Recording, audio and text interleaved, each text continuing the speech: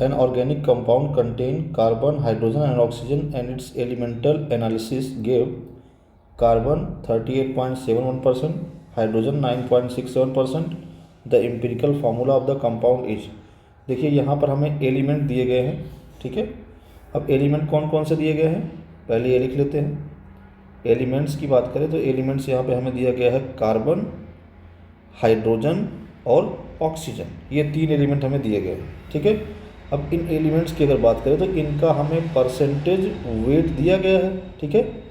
तो अगर percentage wait दिया गया है तो यहाँ से हम इनके अगर मॉलिक्यूलर मास लिख लें, या हम ये बोल सकते हैं इनके एटॉमिक मास, क्योंकि ये एटम है तो इनका हम एटॉमिक मास अगर लिख लें तो इनका हम मोल निकाल सकते हैं।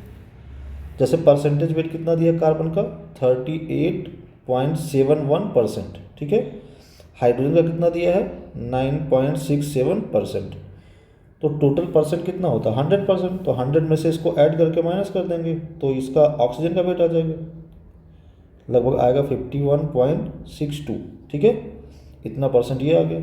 अब एटॉमिक मास पता है आपको, कार्बन का एटॉमिक मास 12 होगा, हाइड्रोजन का एटॉमिक मास 1 होगा, ऑक्सीजन का एटॉमिक मास 16 होगा।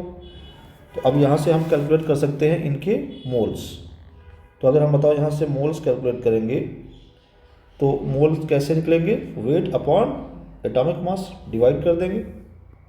तो अगर हम यहाँ पर इसको डिवाइड करें तो हम मोल निकालने के लिए 38.71 डिवाइड बाई 12 ये करेंगे तो ये आएगा 3.22, ठीक है। सेम यहाँ पे अगर 9.67 को डिवाइड करेंगे 1 से तो ये वैल्यू आ जाएगी 9.67 ही, ठीक है।